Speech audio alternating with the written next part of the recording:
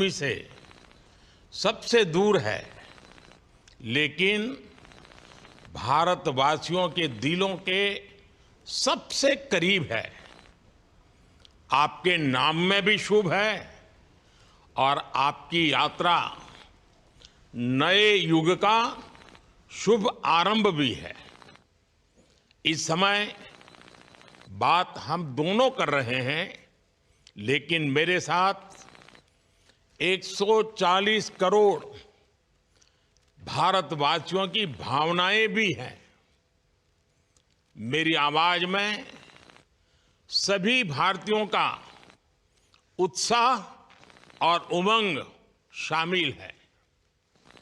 अंतरिक्ष में भारत का परचम लहराने के लिए मैं आपको हार्दिक बधाई और शुभकामनाएं देता हूं। मैं ज्यादा समय नहीं ले रहा हूं, तो सबसे पहले तो ये बताइए, वहां सब कुशल मंगल है? आपकी तबीयत ठीक है? जी प्रधानमंत्री जी, बहुत बहुत धन्यवाद आपकी विशेष का और 140 करोड़ मेरे देशवासियों की विशेष का। मैं यहाँ बिल्कुल ठीक हूँ, सुरक्षित हूँ। आप सबके आशीर्वाद और प्यार की वजह से बहुत अच्छा लग रहा है। बहुत नया एक्सपीरियंस है ये।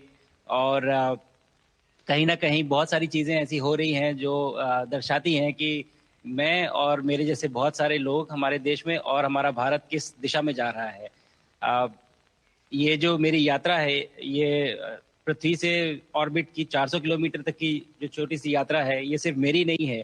मुझे लगता है कहीं ना कहीं हमारे देश की भी यात्रा है। बिकॉज जब मैं छोटा था, मैं कभी सोच नहीं पाया कि मैं एस्ट्रोनॉट बन सकता हूँ। लेकिन मुझे लगता है आपके नेतृत्व में आज का भारत ये मौका देता है और उन सपनों को साकार करने का भी मौका देता है। तो ये बहुत बड़ी उपलब्धि है मेरे लिए और मैं बहुत गर्व फील कर रहा हूँ कि मैं यहाँ पे अपने देश का प्रतिनिधित्व कर पा रहा हूँ। धन्यवाद प्रधानमंत्री जी। शुभ। आप दूर अंतरिक्ष में है, जहां ग्रेविटी ना के बराबर है, पर हर भारतीय देख रहा है कि आप कितने डाउन टू अर्थ है। आप जो गाजर का हलवा ले गए हैं, क्या उससे अपने साथियों को खिलाया? जी प्रधानमंत्री जी, ये कुछ चीज़ें मैं अपने देश की खाने की लेके आया था, जैसे गाजर का हलवा, मूंग दाल का हलवा और आमरस। और मैं चाहता था कि ये बाकी भी जो मेरे साथी हैं, बाकी देशों से जो आए हैं, वो भी इसका स्वाद लें और चखें। जो भारत का जो रिच culinary हमारा जो हेरिटेज है, उसके उसका एक्सपीरियंस लें। तो हम सभी ने बैठ के इसका स्वाद लिया साथ में, और सबको बहुत पसंद आया। उत्सुक हैं कि कब वो नीचे आएंगे और हमारे देश आए और इनका स्वाद ले सके हमारे साथ। शुभ। परिक्रमा करना भारत की सदियों पुरानी परंपरा है। आपको तो पृथ्वी माता की परिक्रमा का सौभाग्य मिला है। अभी आप पृथ्वी के किस भाग के ऊपर से गुजर रहे होंगे? जी प्रधानमंत्री जी, इस समय तो मेरे पास ये इंफॉर्मेशन उपलब्ध नहीं है, लेकिन थोड़ी देर पहले मैं खिड़की से, विंडो से बाहर देख रहा था, तो हम लोग हवाई के ऊपर से गुजर रहे थे। अच्छा। और हम दिन में 16 बार परिक्रमा करते हैं। 16 सूर्योदय और 16 संन्यास, सनराइज और सनसेट हम देखते हैं ऑर्बिट से। और बहुत ही अचंभित कर देने वाला ये पूरा प्रोसेस है। इस परिक्रमा में, इस तेज गति में, जिस हम इस समय करीब 28,000 किलोमीटर प्रति घंटे की रफ्तार से चल रहे हैं आपसे बात करते वक्त।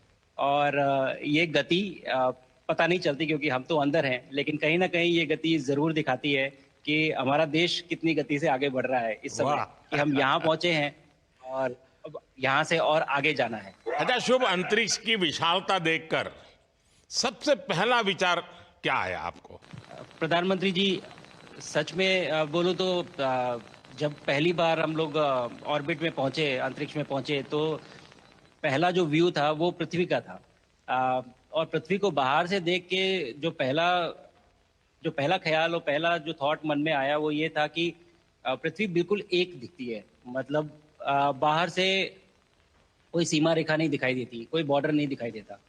और दूसरी चीज जो बहुत नोटिसेबल थी, जब पहली बार भारत को देखा तो हम मैप पे पढ़ते हैं भारत को, हम देखते हैं बाकी देशों का आकार कितना बड़ा है, हमारा आकार कैसा है, वो मैप पे देखते हैं, लेकिन वो सही नहीं होता क्योंकि वो एक हम 3D ऑब्जेक्ट को 2D यानी पेपर पे हम उतारते हैं।